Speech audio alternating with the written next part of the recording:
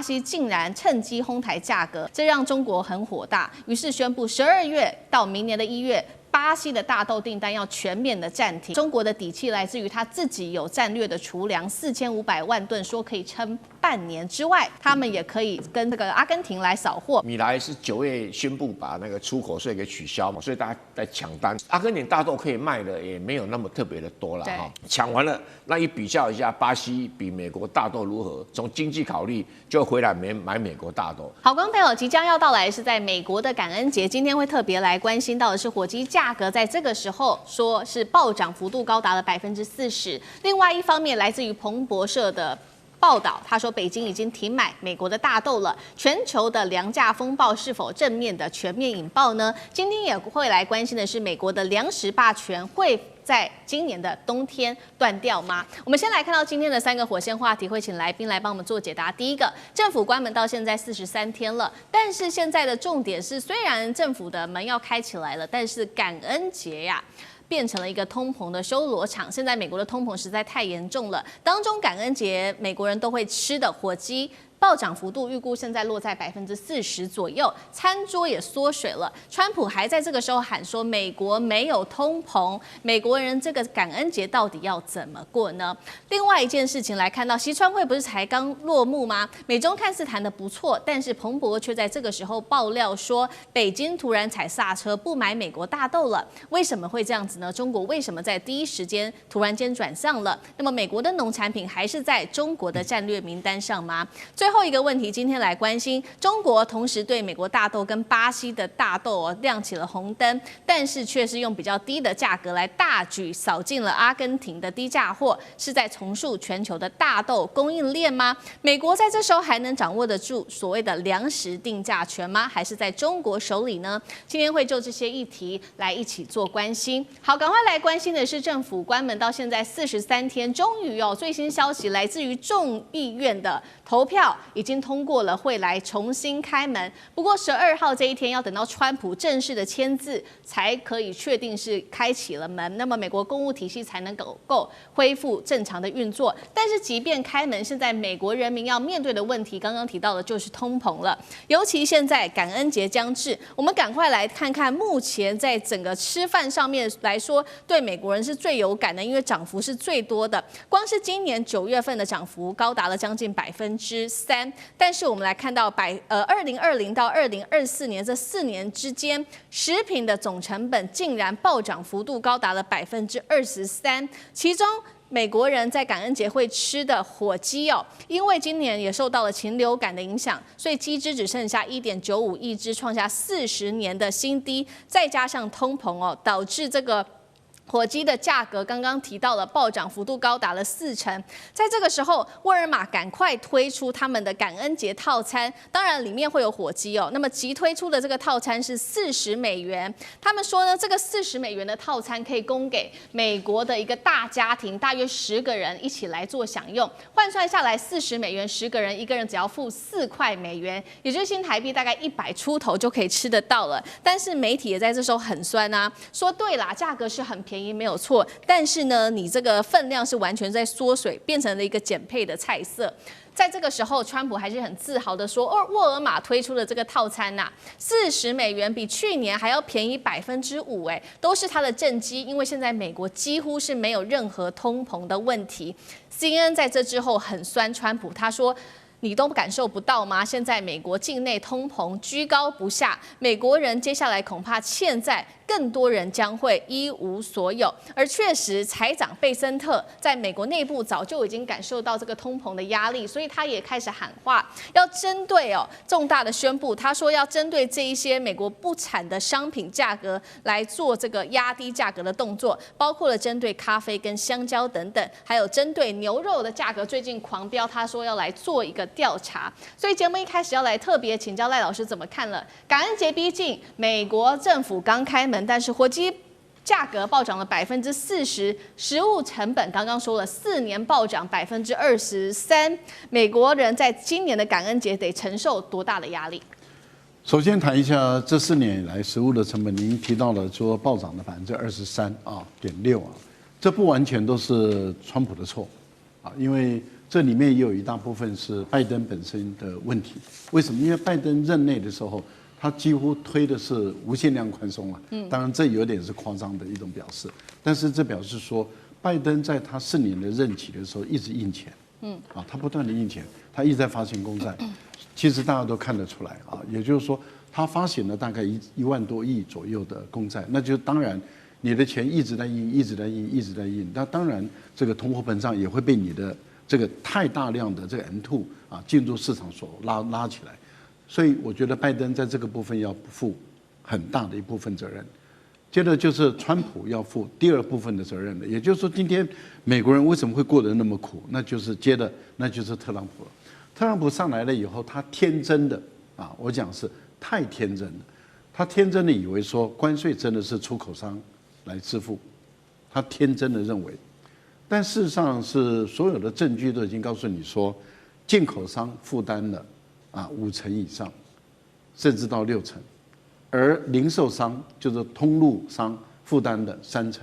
所以出口商顶多负担1%不到。那这样的一个情形下的话，很明显的就是刚开始这些通路商也好，进口商也好，他因为仓库里面还有一些积压，他可以把物价没有调得很大，可是他没有多久他就开始调整物价了。所以我们大家都看到，当特朗普在定的那个物价的时候，其实在特朗普定不到的地方，物价已经悄悄的在往上走了。好，那等到再过了一段时间以后，这个通路商本身他也受不了了，他开始转嫁到这个消费者身上了，物价就全面性都在上来，这个已经是更为明显了。现在的 FED 的估算是下半年，也就是从现在开始一直到明年。如果关税不变的话，那整个都会反映在消费者身上，所以这个关税会几乎全部都反映在消费者身上，物价还会有一波的涨势。那这个对联准会在控制这个它本身的要降息这个部分难度就很高了。对，所以目前估计很有可能年底才会有一次，也可能如果物价还是控制不了，一次都不降。好，现在美国的感恩节为什么会被凸显出这个问题？我倒觉得要注意一个问题，第一个就是沃尔玛它本身知道川普不会去吃那个40块的套餐，所以他推出阳春版的套餐，忽悠这个川普，川普也很开心的被糊弄过去了，说你看这个完全没涨价。其实大家都知道中产阶级快速的流失，当然还有您谈到的禽流感，可是禽流感的问题不是不能解决啊，你可以透过进口来平衡你的这个火鸡的物价的问题啊，但是你的关税摆在那里，你如何能够解决这个问题？所以所有的错都是川普的错嘛，还看不出来吗？那但是川普很容易的被沃尔玛忽悠，沃尔玛很厉害啊，他糊弄川普的本事一流。好，我们一方面是看到这个感恩节将近，美国的通膨问题是让这个川普，我相信他已经暗自的感到忧心。那另外一方面，我们来看到的是对外中美的这一场大斗战火，竟然在这个时候开始升温。因为原本说这个习川会之后，看起来中美之间谈得不错。中国在习川会后不是承诺了吗？说会买美国大豆，那量是说年底买1200万吨，那么接下来之后会再持续的加码2500万吨。结果来自于彭博还有其他外媒的最新的爆料说，北京已经停买了美国的大豆。那专家就说了，原因是因为美国的大豆虽然说已经恢复出口给中国，但是还是会被课征13%的高关税，那么还是会让大陆亏本的。所以说，大陆其实没有理由一定要买美国的大豆，而且从过去的历史，这也可以证明说，中国大陆在大豆这方面是很有底气的。今年5月停买了美国大豆之后，大陆是立刻转向了巴西，那么狂买前9个月的这个量达到7200万吨，当时买这个巴西的大豆的占比高达了70%，没有想到在这个时候，巴西竟然趁机哄抬价格，每吨价格从580变成650美元，这让中国很火大，于是宣布12月到明年的1月。巴西的大豆订单要全面的暂停。那中国的底气来自于他自己有战略的储粮4500万吨，说可以撑半年之外，他们也可以跟这个阿根廷来扫货，因为阿根廷已经取消了它的出口税哦，所以大陆是立刻扫了130万吨的这个阿根廷大豆，比巴西便宜了整整每吨$200，11月就会到港了。委员如何看这个川习会之后中国的这一步？我觉得彭博社这个爆料是有问题的哈。第一个就是说中国停买大豆，停买美国的大豆。都还没开始买，什么时候会停买的问题呢？对呀，根本动都还没动。那我跟各位解释哈，买大豆跟我们到超商去买一个便当性质是不一样的。通常这种大豆商是要先订到船舱，先订到船舱，它有点像旅行社，我订不到机票，我怎么带团出去啊？啊，它一定要全世界可以运的这种散装货哈，才不过3000艘。你没有事前订，你到年底你到哪里去订啊？所以假设是习川会啊，开完会好了，那这些开始觉得可以买了，我去下订单船，至少2个礼拜啊，然后2个礼拜已经到了11月下旬了嘛，那下旬了以后开始要进货的时候。从巴西订，搞不好现在还在下订单而已啊。对，从美国搞不好现在在下订单，所以根本8字都没赔了。什么叫做停买大豆呢？我知道有很多的大陆的大豆进口商都还在帮忙到处在找船啊，但是有人说运费突然间贵很多，我到底要不要临时去抢船？临时抢船运费当然很贵，而且这种东西有时候就是运费贵哦，反而比那个。更严重，比关税啊，比那么更严重，因为在飙涨的时候，波动幅度非常大。没关系，再等等看哦。如果说到了1月份都还没有进口美国大豆，那才是真的停买美国大豆啦。那这里面不完全是政治因素，跟经济因素有关。本来美国大豆的价格是比巴西跟阿根廷来的贵，就现在巴西涨上来了，比美国大豆还贵，最贵。而美国大豆的榨油量又比巴西好，你现在涨上来了。那阿根廷的大豆也比美国大豆差，那可是人家便宜啊，便宜就抵过一切啦。何况本来阿根廷很奇怪，什么出口税啊，就现在取消啦，取消了，等于整就是比这个巴西、美国大豆便宜很多。你如果进口商当然拼命先赶到阿根廷去扫货，那这个事情不是最近发生的事情啊，这个事情是在。那个10月初就有了，所以他现在扫一扫，11月到货刚刚好啊。这整来讲，一个大豆进口通常要花2个月的时间嘛，所以差不多了。你说哇，11月就可以到港，那表示他10月份做差不多哦。因为当时米莱是9月宣布把那个出口税给取消嘛，所以大家在抢单。那阿根廷大豆可以卖的也没有那么特别的多了哈。那抢完了，那一比较一下，巴西比美国大豆如何？从经济考虑，就回来买美国大豆。所以我预计，他如果大陆的进口商应该到港的时间点就是1月份。好，我们看到，所以目前看起来，虽然说这个彭博的消息不属实哦，那但是我们可以看到，中国大陆确实在买大豆上面选项很多，有巴西、有美国、有阿根廷，是不是等于说掌握了重要的议价权，也不再握在美国的手里？张晋老师怎么看？我觉得大家必须要了解哦，这个粮食安全是国家安全重要的环节。中国大陆一直就是长久以来都有计划了，希望透过租地或者买地在其他国家租地买地自己来种，或者建立长期的契作合约，而且呢，国内本身也要在积极的开发耕地，譬如说它的新疆开发耕地就很有成绩。但是你要知道，就是中国大陆本身自产的大豆确实品质在那边没有办法赶得上美国，尤其是这个大豆不光是要用榨油，它也是重要的饲料的来源，那个蛋白质跟榨油的这个率，这些都是很重要的指标。所以货好跟这个就是说它的价码这之间有一定相存的这个依存关系。但诚如刚才委员所讲，我们经常还是会碰到产销失调的问题，就是产销之中还牵涉到就是所谓的船运等等这些的问题。所以中国大陆其实是一直把它当作国家安全的议题来做。所以它目前呢，罩门是在于育种。这个中国大陆在这个大豆的育种上面一直是相当的弱，所以它也一直希望能够把这个尤其是玉米或者麦这些再继续提升。第二是它的存储存储这个确实是已经有相当的成就，而且无论是就是从氮气存储或者说干燥存储，这个在各国的话，其实有一天我觉得这个科技甚至都可以出口。最后一个呢就是化肥，它生产的化肥确实也能够达到自给自足，而且甚至呢也跟就是说它的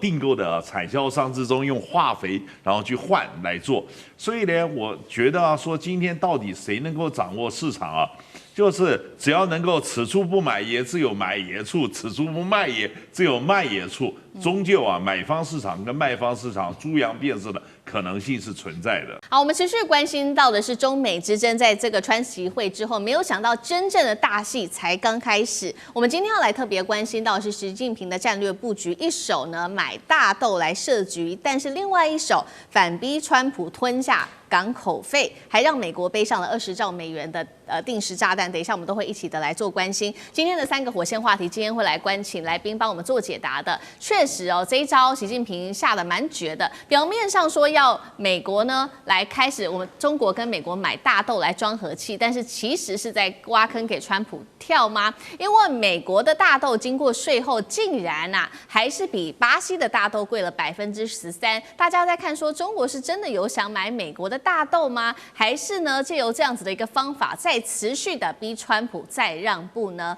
另外一方面，我们来看到中国方面是以贸易为杠杆，逼川普暂停的港口费。就在此刻，美国工会也跳出来怒批了，川普你这样子对中国让步，是出卖我们的造船业。那么大陆等于是反掌握了航运的话语权吗？最后我们来关心到的是，最高法院持续在审理有关于川普的关税是否有违宪的这个问题。那么最新消息呢？川普的关税如果确定是违法的话，美国得多吐回20兆美元的金额。川普说了，这对国家来说是安全上的大灾难。因此呢，他另外一头持续发2000美元的大红包，希望能够救自己的民调，真的能够做到吗？今天我们都会一起的来做关心。赶快来看到，在川习会之后，大陆的动作非常的多。中国国家主席习近平背后有哪些杀招？今天我们首先看到第一招，就是由中国海关总署最新的宣布，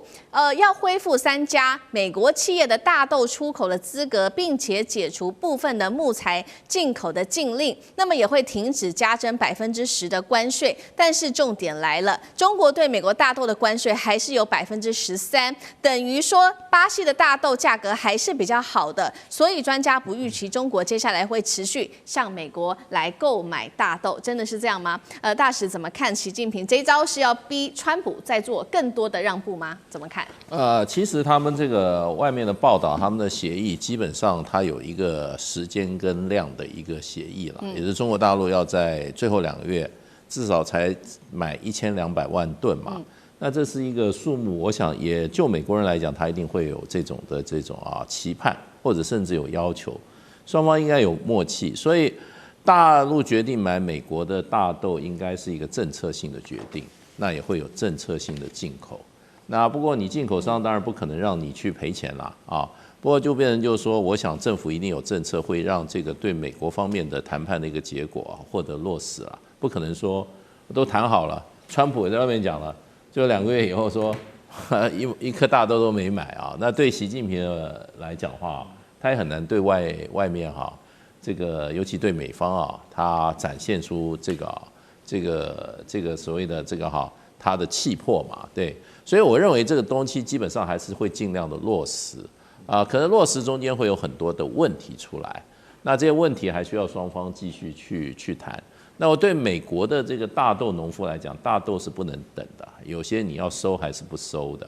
如果没有一个具体的一个决定的话，对川普来讲是没有帮助的，因为现在很多大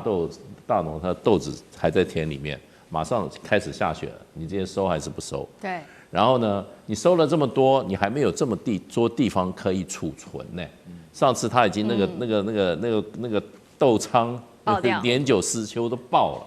所以他这个是相当急的。那我觉得就变成就是说，现在中美之间的贸易的问题，基本上都要从源头开始，因为领袖决定的事情，下面才去怎么样，才去执行。所以他们每一次见面的时候就说，我们是在执行，我们来检讨我们执行上一次中美元首会谈中对于双方贸易的一些原则性的决定的执行方案，所以他们常常3个月有句式，就是如果说元首讲好的话，下面就是要执行，问题一定会有。可是呢，我自己认为就是说，既然是解决双方贸易都有让步的话，那这是中国大陆对美国的一个等于一个让步。那么美国的话，事实上的话，他也做了蛮多的。他本来对中国大陆所有的这个商船中国制造商船，他都要征港口捐呢。这个对中国大陆来讲也是一个很大的压力。现在美国就把这个退了，所以双方各有让步。那如果说在执行上出问题的话，我想会出现很多纷争的。所以我自己认为，这个既然是双方的承诺的话，我觉得中国大陆一定会去做到。而且现在对中国大陆来讲，我看过去的资料，这个大豆不仅只是食用的问题了，就是说当做让民众饮食，它也是制造生质柴油的一个很重要的原料。是，所以既然就是说当做能源的一个来源的话，我想这些量的话，对中国大陆来讲要消化的不是问题。好，这一场中美之间的关税战，在 APEC 的时候，我们看到中方是立刻做出了一些初步的让步，在大豆上跟美国开始做一些的购买。那么美方则是在港口议题上对中国大陆来让步，双方稍微都各让一步。我们持续来看到，确实现在白宫呢也最新公布了跟大陆就经贸关系达成的最新情况，也就是呢，在2025年今年的最后2个月，中方会购买1200万吨的美国大豆。那么明年呢，一直到2028年，也说了中方会购买不少于2500万吨。当然了，习近平就说了，我们买这么多的大豆，总是要有船来装吧。刚刚说了嘛，这个2年之间，2026到2028不少于2500万吨，他就说了，至少需要150到170艘的巴拿马型的散装船才能投入啊。那么运力需求呢，预估会提升大约8%到10%。因此我们就看到了，现在已经确定了，这个美方决定要暂停对于中方的相关的船只港口费的审查，也搁置了这些针对造船业跟海事的双方的调查，为期时间长达1年哦。那同时间呢，这样子的一个让步一出来之后，美国的工会尤其是钢铁工会就怒批川普，他说：“川普啊，你出卖了美国的造船业，让中国可以继续的垄断在海运跟造船领域。”上志哥又怎么看？首先讲一下这2天的大豆啊，这2天在美国的亚特兰大的这个一个农业的一个机构哈，就这2天，然后呢大举的对于中国大陆嚷嚷说，你如果没有在2026年购买2500万吨，我是指就明年哦，他就说美国应该要继续发起关税战，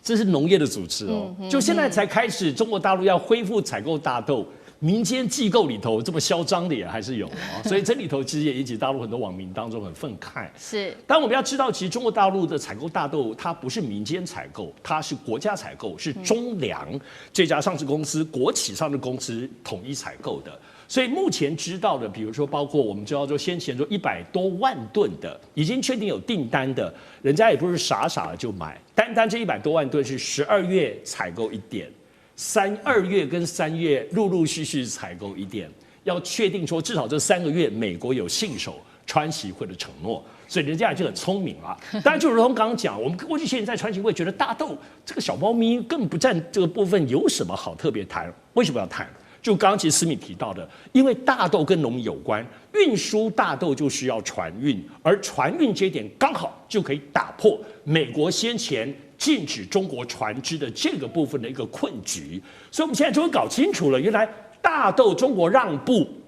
是因为用这个来突破有关于美国方面船运的这个技巧，所以这个谈判还是很厉害的。所以回到船运，我们就讲说，其实美国各方面来讲，早先其实是因为以军工业为主，他们要跟南韩，要让南韩帮他们造军舰。这件事情跟包括其他可能潜艇跟军工业的部分，让美国方面的钢铁业的部分非常非常生气，所以这股怒气其实是延续下来的。最初是这一点，就那么大的订单要造，难道我们美国工人没有办法造这些船吗？而且这个订单都是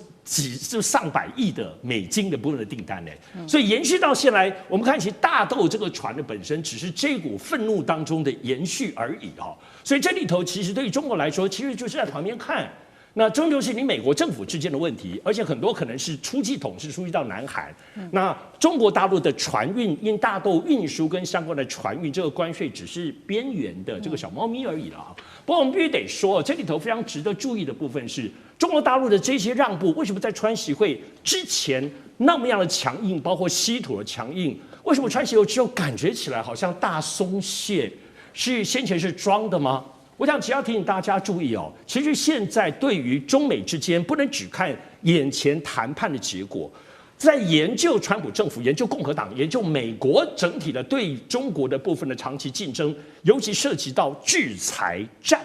这个部分来讲，其实是中国大陆长期的战略。有时候前面很紧，川习会松一点。可不是让步哦，而是在松紧当中来了解美国在处理各种的制裁有哪些牌，感觉起来牌要丢光喽。而且这里头松松紧紧的面对，其实看美国的反应，果然你看贝森特回去没2天就在那边就是很不安，会有很多狠话就出来了。所以这些其实都是在中国大陆在寻求长期对美制裁战，比如未来如果两岸战争或等等的也会有制裁战，他把后面的制裁战拿到先来演练。把美国的牌全部逼出来，这是我们在看现在大豆跟船运当中背后深层的意义，大家要同时了解。好，那这一场中美之间的关税战，大家在看说，不管是大豆或者是在造船业，美国民众的感受就是说，好像美国也没有大赢这样子的感觉。所以川普的压力除了来自于外部的这些议题之外，现在大家就在看说，你一直主打的这个关税战，对于我们美国人来说也没有大赢啊。所以我们看到的是这个最高法院啊，持续在审理有关于川普的对等关税的政策。那么最高法院认为他有违法啦，但是呢，现在确定的事情是，如果一旦确立真的败诉的话，美国就必须要退还20兆美元的关税，再加上投资的收入。川普说了，如果真的发生的话，那么对于国家安全来说是一场灾难。所以他另外一边，我们也看到他，因为他的民调大跌哦，他在计划要抛出关税红利，也就是说拿到的关税会发给每一个人，除了高收入所得者，那么2000美元的一个收入，这样子就能够安抚民心吗？那如果这个关税政策翻车的话，20兆美元要退回来，是否如川普说的危及国安？干哥怎么看？不会啦，其实我跟你讲，川普还有另外一招，他有 B 计划嘛，对不对？但是他在任内他一定要这样做下去，为什么？人家记者就问他说：“你认为这个川普，我们在这个关税战之中，如果我们打败的话，美国人民要负担多少？”他说：“啊，这只会负担一点点而已。他的一点点哦，对一般家庭来讲，可能会压垮他们的生活。对，但是他当然要这样讲啊。你要知道，美国国际贸易法院跟美国联邦巡回上诉法院都已经判你违法了。你就算援引1977年那个时候的叫《国际经济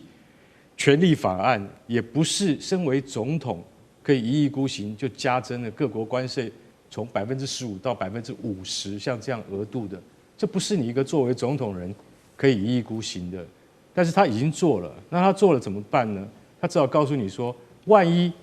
美国因为关税战被最高法院宣判败诉，要赔20兆。赔20兆不是你看得见的钱，还有看不见的是相对的投资，那还要再算进去，那就不止20兆。美国国债现在已经37兆了，你要再加上去吗？那就天文数字了。那可怜谁？可怜就是下一代。所以啊，美国的那个就说他的这个债务到底怎么样？那个川普就讲了，很简单，我们现在已经有收入了，对不对？我们对巴西、中国啊。加拿大等等地方，我们所征到的这个关税呢，我们先发给中低收入户，这个一户发给2000美金，哇，听起来好像很多的样子，而且排富，就是说多少收入以上的人，这些富有的人拿不到，我有排富条款，啊，这样听起来好像皆大欢喜，对不对？可是我请问一下，你这个2000美金是每个月要发吗？还要发到什么时候？他根本没有明确的决定，也许发1个月就没钱了，就跟现在联邦政府没有预算，因为政府 shut down 是一样的道理。到底要发多久？不晓得。川普他就是从来讲话没有负上任何责任的，所以前WTO 的那个秘书长拉米他就讲，他语重心长，他就讲，他讲他说川普，你要是要这样继续玩下去的话，我可以告诉你啊，将来这个已经是变成大国之间的供应链之战。也就是说，你现在只是看起来是中美贸易战，可是我可以告诉你，50年后，就是说这未来的50年，通通都是大国的供应链之战。很简单，就是什么稀土之战，对，晶圆之战，晶片之战，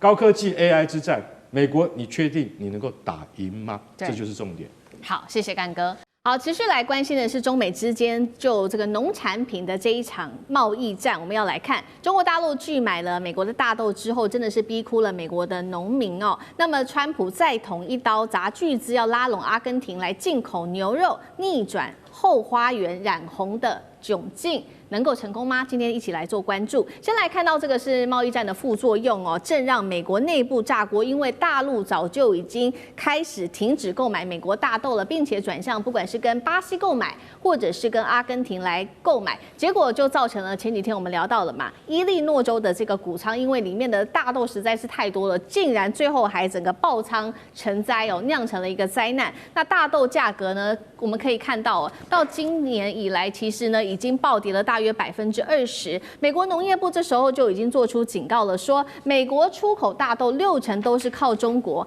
光是每一年哦，这个从中国大陆一年的采购量本来应该可以达到3200万吨的，现在是直接归零了。农民就怒吼说，川普的贸易战打到的是我们自己。变得破产，非常的惨呐！川普这时候着急了，急着去找其他的国家替代中国来买他们的大豆，找谁呢？找了日本，结果日本只是象征性的买了500万吨而已，印度呢只是买一点点，可以说是杯水车薪哦。买了包括了美国的豆粕，还有它的玉米，跟中国采购规模来说，简直是不可以比。那如何来做替代中国大陆的市场？接下来怎么办呢？美国的农业，上志哥怎么看？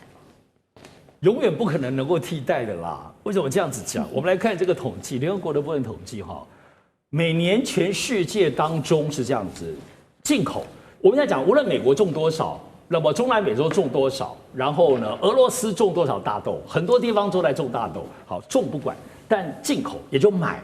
全世界互相买来买去买大豆的，2024年的部分是达到1.78亿吨，全世界各国买哦。这当中中国就买了1.12亿吨。那么预估到2026年的明年，这个是增加呢，就是说中国还是超过1.2亿吨。什么意思？就是说中国买了1.2亿吨，其他全世界所有的国家，不管你种来种去。合计买了多少？合计只买了6000万吨，所有的国家，所以你怎么取代嘛？就不可能。单单我们看9月份，为什么对于美国冲击这么大？因为在中国今年9月，在全世界就买了1287万吨。你看每年1000多万吨嘛，所以一年1亿多嘛，哈。对。好，但是对美国买0。所以这就是过去跟美国买那么多，但是现在怎么单9月份就买那么少？所以这个部分你说想要去美国化，去中国化，找各国来填补。我们刚刚讲，每年全世界也就才6000多亿吨啊，6000多万吨，你就没有办法取代中国的部分需求，永远都不可能哦。所以包括中国的部分的人口的比例，还有他们现在经济水准需要大豆、喝豆浆跟豆制品，还有包括农畜牧业。好，但是我觉得这里头最重要值得注意的部分就是，中国大陆在这次当中可不是这种短暂的或临时性的动作，因为我们在关心在私密的节目，我们关心中国采购大豆是今年年初2、3月，其实第一批订单就要开始了，就发现美国怎么没有，中国怎么没有下订单？对，减少。然后3、4月就要签合约了，怎么没有签呢？就在这面节目里头都觉得延后。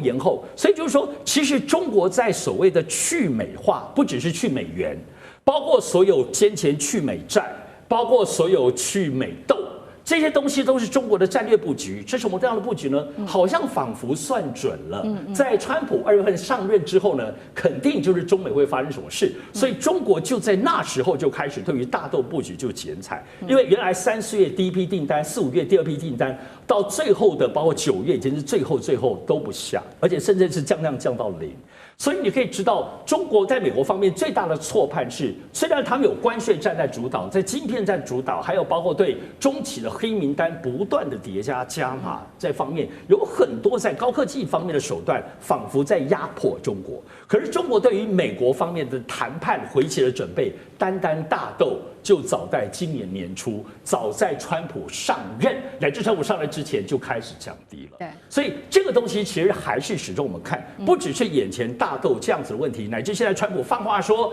月底如果跟习近平见面的话，大豆就会谈好了，谈下各式各样的放话。你觉得中国对于整个川普，难道只是今年年初大豆这个部分有所准备吗？难道不是在川普上一任8年前的时候，就对于整个对美国的部分，长久以来这个战略谈判已经准备，只是今年正式实施而已呢？对，早就已经长远的规划布局了。那9月份确实哦，现在呢，中国大陆跟美国是首次的零采购哦。那我们也要来看到，现在豆农很惨嘛，接下来就是要关心的是说，这些红州的票仓会不会影响到接下来川普的期中选举？因为不止红州的票仓是在这些豆农的票仓，我们现在要来关心到的还有这个牛肉业者，同样哦，跟豆农一样是苦哈哈。为什么呢？我们看到美国的牛肉价格也是同样在近期狂飙。我们先看牛排的价格，因为美国人吃很多的牛哦，牛排价格狂飙了16%，牛绞肉更是高了。查了一下资料，较5年前是飙涨了50%。这个肉铺的业者直接出来说，40年来我从来没有看过这么如此大的涨幅。但是此刻，川普竟然是宣布他要花一大笔的资金，400亿美元去援助阿根廷，并且开启牛肉外交。换句话说，就是开放阿根廷的牛肉做进口，降低农产品的关税，理由是要压低国内的通膨跟物价的问题。但是刚刚提到了嘛，要援助阿根廷，总要有资金来源吧？现在根据最新了解，这些资金来源来自于对美国原本要用的农业补贴跟国防预算，把它硬挤出来的。红州的农民可以说是气炸了，他们就说：我们投给川普，结果他拿我们的钱去养阿根廷的牛啊！这些红州选民包括了德州、堪萨斯、爱荷华等等地方，委员怎么看？期中选举，川普还撑得下去吗？这个所以我讲了，川普只是有勇无谋啊，不能谋定而后动啊，那就会产生很多问题。比如举个例子哈，我们刚才讲说大豆1年到中国要3200吨，我再算给大家看哈，大概一艘船哈，大豆的船大概是6万吨，也就是你要500艘船，才运得完，那500艘船，跟各位一个数字，全世界这种船只有3000艘。你就知道，即使现在要运都来不及，所以哦，而且你不一定订得到，你也只要运你的这个大豆，还要运别的啊，面粉啊，什么玉米啊，对不对啊？所以哦，我是觉得哈，川普都没有把事情想清楚。好，那现在谈到牛肉更经典，他对巴西的牛肉哈课高关税50%，可是巴西的牛肉主要是在做美国人的麦当劳那种汉堡用的，就是比较所谓牛碎肉的那一种，就现在汉堡价格大涨，而且汉堡价格都是劳动阶级在吃的量会比重比较大，像大总统如川普那种有钱人哈，他爱吃汉堡，那是很少见的啊，那就更搞笑的一点就是说，那好像你那个巴西的牛绞肉来哈，对这个美国的这个肉农哈。影响也不大，因为美国的肉比较好吃，一般是做牛扒用的，做这种碎绞肉反正都是用巴西的。就你把汉堡价格给打涨了，然后这个牛绞肉哈，买那个牛扒肉哈，你用低价去阿根廷买回来，又把牛排价格往下打，那你简直是要把牛排打成牛绞肉，是不是？你不是，我实在看不懂这里面是什么逻辑，让自己产的牛扒肉价格下跌，然后让一般老百姓要吃的自己没有产的牛角汉堡肉往上涨。我不要问他们两个，这是什么逻辑？我实在想不通，他怎么玩这个游戏？所以他的外交政策。跟他的本来就是怕红州的选民啊造反，因为红州他觉得一定投给我啦，可是为什么他会对于大多这么紧张？就表示他很紧张这个选票，而紧张选票来自哪里？来自他的参议员候选人，来自他的众议员候选人，我觉得会被川普给搞垮，不垮也很难。而且好几个州，事实上虽然是红州。他是选票赢民主党并不多他只是稳定的赢，好几年都如此赢，所以大家称他红州。但是呢，选票都差不多。你这样一搞的话，这些大豆农啊，这些牛肉农啊，如果起来造反的话，那你川普后半任期就是变成博压的，所以他不是砍自己，他是莫名其妙砍自己，这才糟糕啊！所以我只能说到底你的幕僚是谁？你怎么会有这种拿砖头老是频频砸自己脚？还有前几天他不讲吗？他说我要不让中国人 cooking oil 这什么这个料理的油进口。他忘了美国人进口这种使用过的废油是在做生质柴油。那生质柴油主要是农民在开农机用的。你让他大豆卖不掉，你要农机价格、材料油上涨。我看这一下子他不开着战斗机去丢你那个什么东西污水。所以我是觉得川普这个内阁真的有问题好像这些脑筋不太清楚都是有钱人。太有钱了，所以脑筋不清楚，看不到。对，好，我们刚刚看到是，不管是中国大陆或美国，近期我们可以看到他们跟南美洲国家就在农业上的进出口贸易有非常多的交流。那事实上呢，除此之外，大陆近期真的也是积极的布局南美洲。那现在其实美国也担心了，会不会自己的后花园被染红呢？这是一个问号。我们一起来看因为呢，包括中国大陆近期投资的还有合作的地方，从巴西到玻利维亚、委内瑞拉到阿根廷都有。投资合作的项目包括了能源、矿产跟基建等等那尤其在阿根廷，中国大陆的参与更是多，包括了整个核电站的建设还有高速铁路、太空雷达基地等等。另一方面，美国有没有布局南美洲，确实也是有，但是用的方法有一些争议，不管是靠撒钱，或者是靠最近不断的派出他们的军舰扫毒做威吓，结果有一些反效果。3个地方，包括哥伦比亚、委内瑞拉跟厄瓜多，在这个时候一起站出来抗议美国扫毒行动是假，军事入侵才是真的。这一回在拉丁美洲的这一些竞争，中美之间谁会赢呢？厉将军怎么看？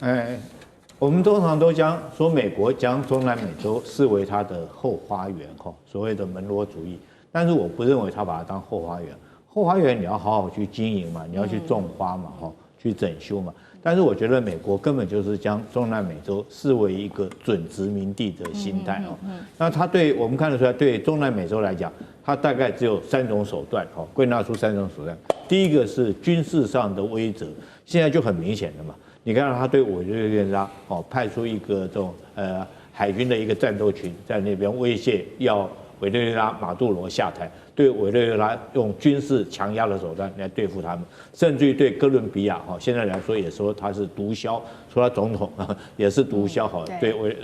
哥伦比亚也打击，甚至于你打了以后，打了下你拿不出证据，那2个被打掉以后还幸存的2个这个渔民来讲的话，后来被释放了，为什么？因为他本来就不是毒枭所以第一个我觉得美国对中南美洲采取第一个是军事压迫的手段，然后希望我们看看这次马杜罗会不会因为军事压迫的手段而这个产生畏惧而离开这个总统的职务。那第二个他会采取手段就是经济上面利诱我们看到这次对这个对阿根廷不就是用经济利诱之前他已经给了他200亿，这次又说400亿就是说你要当选的话，你的选民选这个米莱这个我的盟友当选总统来讲的话，我就提供你400亿的美元来救助你，因为阿根廷现在来讲的话，它不管是通货膨胀很严重，经济也萧条，货币严重的贬值，在这种状况之下，这个400亿美元对阿根廷的民众会不会吸引他们注意？我觉得我们可以去观察了。那第3个他会用的是什么手段呢？就是政治上面用颠覆的手段。我们看到中南美洲很多的国家有时候左派，有时候右派，这是人家国家内政，人民选出来的，但是他经常会用 CIA 这些去把它颠覆掉，选出他自己川普所望的总统。所以我觉得当中国提供这些国家来讲，最重要的基础建设，我们不管看到秘鲁的前海港或者是2洋铁路，我觉得这才是中南美洲未来所需要的东西。好，谢谢李将军。好，观众朋友们，今天要首先来聚焦的是美中两国元首即将要举行的川习会，现在时间确定了，就是在10月底韩国 APEC 会议期间。好，那除了美中之间的议题，其实这一回的主办国韩国，它现在也有很多的棘手难题要解决。在今天的节目当中呢，我们会一一的带大家来了解。那首先我们有几个火线话题要带大家来讨论。透过图卡上，您看到今天的火线话题，首先是美中之间的大豆战争，中国会出手救美国农民吗？还有再来是美韩之间的关税协议，韩国会不会吞下川普要求的3500亿美金的现金投资呢？还有最后是这个中韩关系，李在明会不会弃美投中呢？在今天节目当中都会带大家了解。好，首先要来关注到的是川习会前这个大豆的问题了，因为呢，川普昨天发文，他说会在这个会上直接跟中国来施压，说就是要买美国的大豆。那您从图卡上看到，美国财长贝森特也说了，预期下一轮的美中贸易谈判上会有重大的突破，以及呢，现在呢也有业者认为说，其实中国在年底之前还要采购大概120船的这个大豆，大约是840万吨。那如果真的跟美国来采购的话，其实量也够多，是有助于堆高运价，成为利多的。好，现在大家就在探讨了，说现在呢，中国真的掌握了美国的大豆市场。那从川普现在的反应来看，是不是真的奏效了？杨老师你怎么看？在今年的2月跟3月，分别美国对中国大陆实施芬太尼关税，每月增加10%，所以加起来20%的芬太尼关税。它同时也对加拿大跟墨西哥，这个时候中国大陆就对美国的农产品以及相关的产品产生反制。那这个反制呢，中间涵盖了大豆的关税。所以到了5月之后呢，其实美国要出口关税大豆到大陆去的话呢，大概平均已经来到37%的关税。那使得事实上本来美国出口的关税大豆就比南美的特别是巴西还有阿根廷高了20%。所以你这个20%再加37%，就几乎在5月之后，中国大陆进口的大豆里面就没有美豆了。好，那另外我们看到美国的大豆的产业在中西部大概有差不多18万户这个农户在做这个大豆这个事情。那可是呢，它生产的大豆将近有60%呢是出口，有将近40%是自己留着用。那出口里面呢，它大概是占全世界主要的出口的之一。出口里面，60%前往中国大陆。那全世界而言呢，中国大陆也是占全世界大陆的就是生产量的30%。所以因此，中国大陆它如果进口这个改变就是这个国家的话，对不只是对这个国家，也会对整个黄豆、大豆的这个价格产生严重的影响。我们看到，在2023到2024年，就23年的9月到24年的8月，中国大陆从美国进口2500吨的大豆。那美国当时第2个出口的对象是欧盟，只有490吨。所以你看，就整个这个比例以及美国的价格比较高，所以说这个问题其实真正不只是说是中国大陆拿大豆来去反制美国，是美国先用关税战。然后呢，中国大陆用这个大豆来去回敬你。那现在大家谈的情况就是，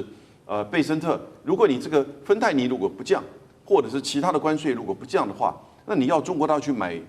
大豆，其实你可能就面临到这是他的一个反制的政策。那同时，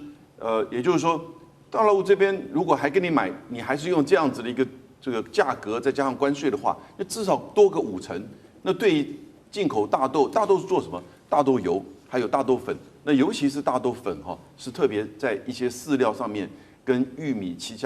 他的一些混合做饲料，从养猪到养牛、养鸡这些，因此它其实是蛮大宗物资的一个项目，重要的项目。所以这个里面它的价格的变动就会很敏感。所以我是觉得这个时候美国自己本身要思考对中国大陆的贸易制裁、芬太尼这些问题，然后呢再去跟中国大陆去谈，这是一个对等的。那因为牵扯到就是这个影响的层面很广民生的物资嘛，对美国也是民生物资，对中国也是民生物资。但是呢，对美国而言，它现在变成选票压力。那川普就自己本身要去思考，你对中的贸易制裁政策呢，是不是要更加的弹性？是杨老师的分析非常精辟，但是我想追问一下杨老师，您的专业在外交谈判上，因为川普我们知道他过去放了很多的狠话嘛，但是其实实际上兑现的蛮少的。那这一回他直接说要跟中国施压，会不会又是狼来了？施压当然呢，这个是表面上要对美国要讲出，哎，我是一个有能力的总统，但是对中国而言，你对我施压，那你已经对我施压了，因为你对我贸易制裁，那我就回敬你。所以现在就是在这个过程当中，我们看到别的国家没有这样子一个对等的回敬反制的能力，而中国有，因为它有这个需求，有消费，那因此呢，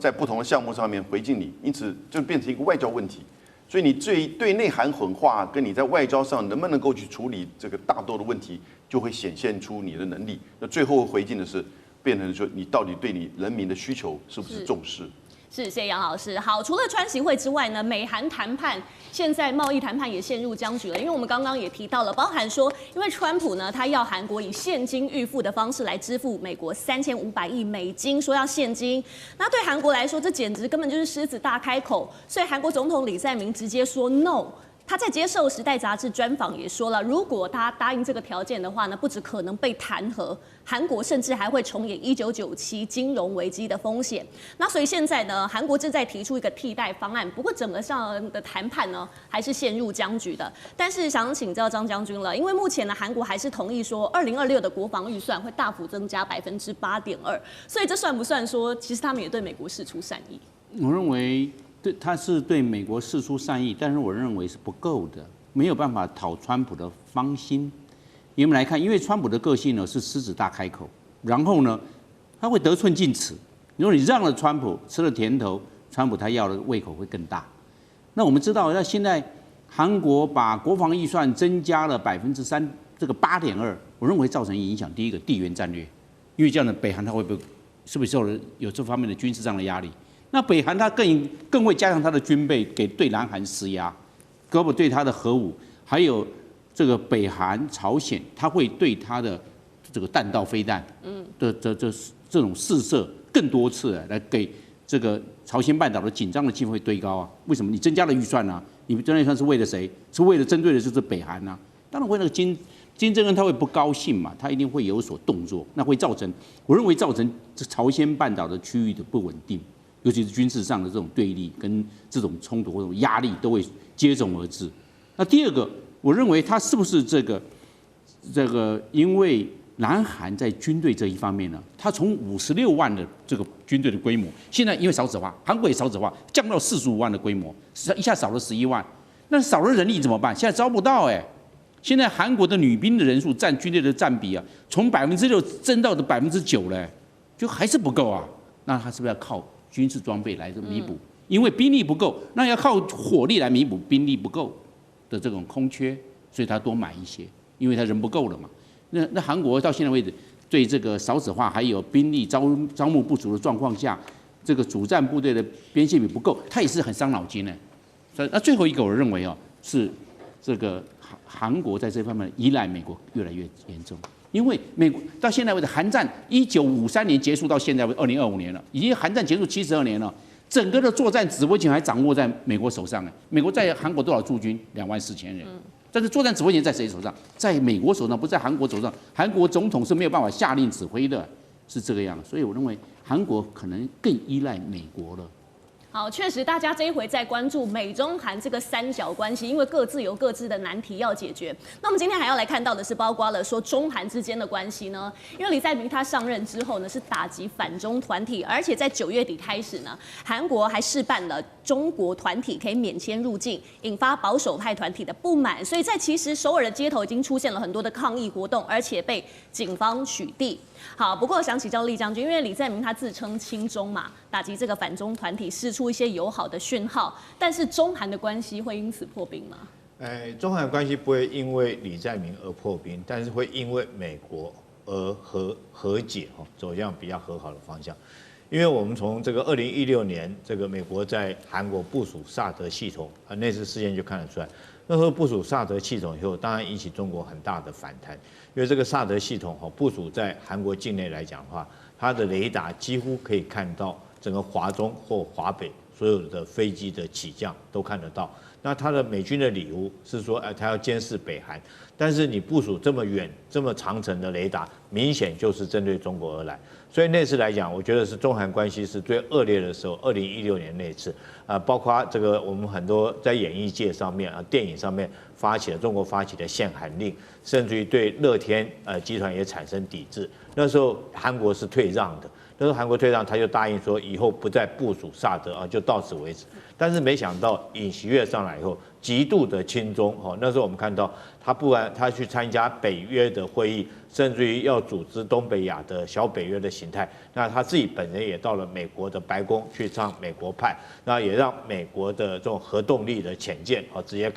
开到釜山港停在那边。那很明显的就开始在亲美，甚至于为了美国为了表达他亲美，甚至于不惜像日本来讲来示好，取消了很多当年这个韩国日本应该赔偿给韩国劳工，他自己主动就帮他取消，那时候也引起韩国民众的反弹。但是最近这段时间